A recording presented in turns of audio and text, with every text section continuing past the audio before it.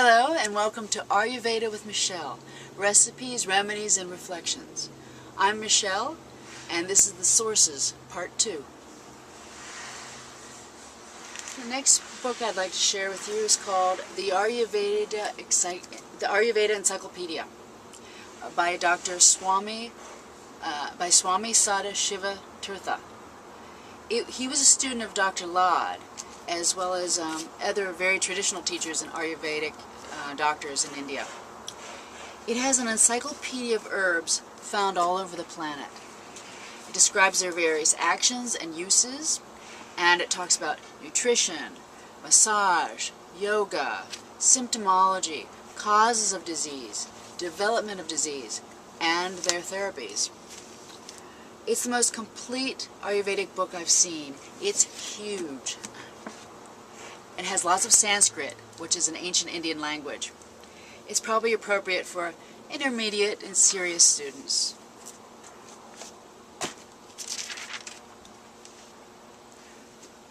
Food as Medicine by Dharma Singh Khalsa, MD. Dharma Singh Khalsa, MD is a leading voice in the field of integrative medicine.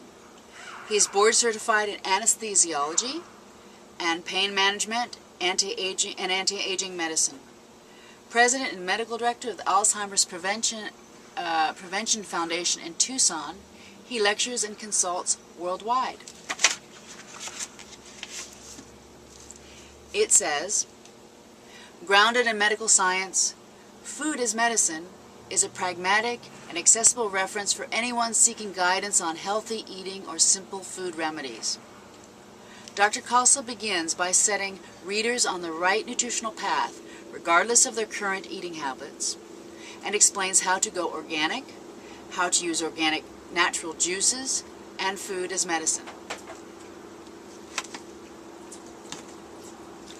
The next book is Meditation as Medicine by Dharma Singh Khalsa, MD.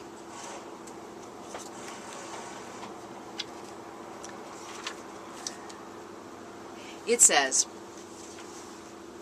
in this book for the first time, a program of medical meditation that bridges ancient wisdom with developments in modern science is made available. The practices are clearly outlined and easily learned. The chapter on breathing alone can transform your body and mind.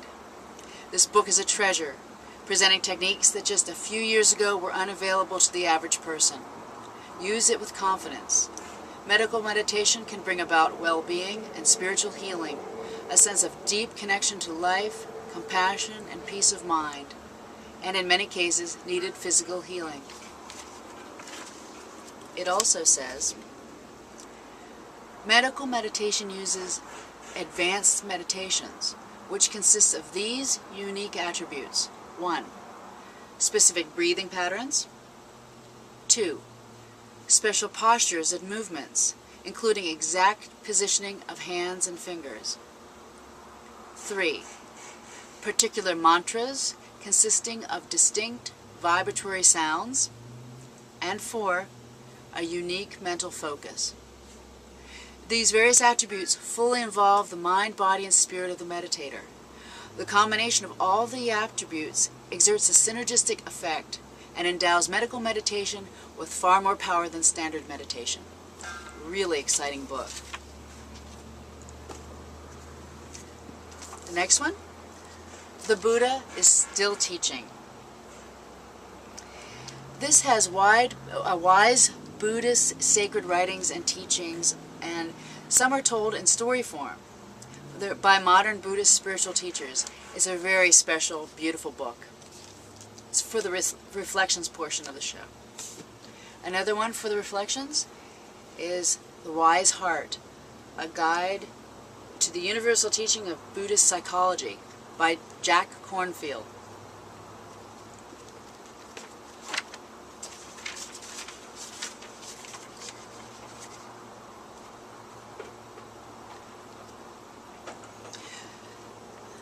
The teachings in this book, it says, the teachings in this book are a compelling challenge to much of Western psychology and to the materialism, cynicism, and despair found in Western culture as well. From the first pages, they outline a radical and positive approach to psychology and human life, starting with nobility and compassion. Part 1 explains the Buddhist vision of mental health and consciousness. Part 2 details healing and awakening through the practice of mindfulness.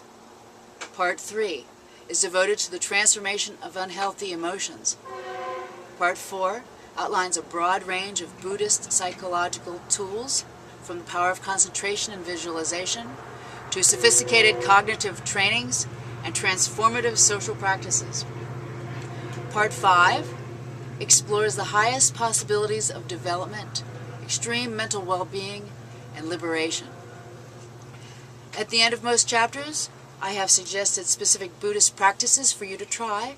Think of these experiments to explore with an open mind.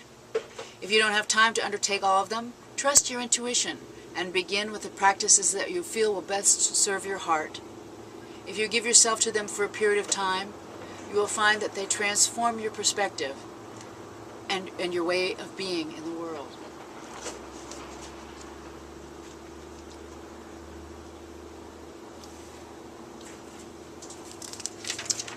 And the next one is A Path with Heart, a guide through the perils and promises of spiritual life by Jack Kornfield. These are beautiful.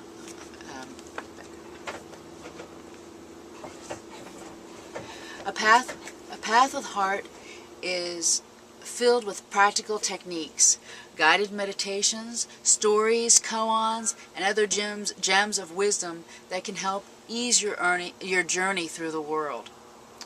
The author's own profound and sometimes humorous experiences and gentle assistance will skillfully guide you through the obstacles and trials of spiritual and contemporary life to bring a clarity of perception and a sense of the sacred into your everyday experience. Reading this book will touch your heart and remind you of the promises inherent in meditation and in a life of the spirit, the blossoming of inner peace, wholeness, and understanding, and the achievement of a happiness that is not dependent on external conditions. It's a wonderful book. These are all beautiful teachings that I will draw from on the reflections portion of my show. I will also share stories from Christ, from the Hindu tradition, from Tao, from Native American tradition, stories and philosophies from many diverse traditions. Even though many of the spiritual stories I will share with you are from the Buddhist tradition, they will charm and delight everyone. And they are filled with insights that are relevant to modern life and to self-help. I will refer to teachings of Paramhansa Yogananda, the author of Autobiography of a Yogi. He's the founder of the self-realization centers all over the world, and we will even visit a few of these centers. They are beautiful places. And the one on the Pacific coast in Malibu, overlooking the ocean, also has Gandhi's ashes. We will be going there. There are a couple of audio podcasts to check out.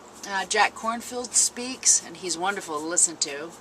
And Gil Fronsdale, he's a great speaker and a Buddhist teacher. They're from the Insight Meditation Center in San Francisco. There's 2 podcasts, Audio Dharma and Zencast. Both are free. These are filled with beautiful teachings for any spiritual tradition, any spiritual background. Well, that's about all the sources for now, and I'll add some as we go along.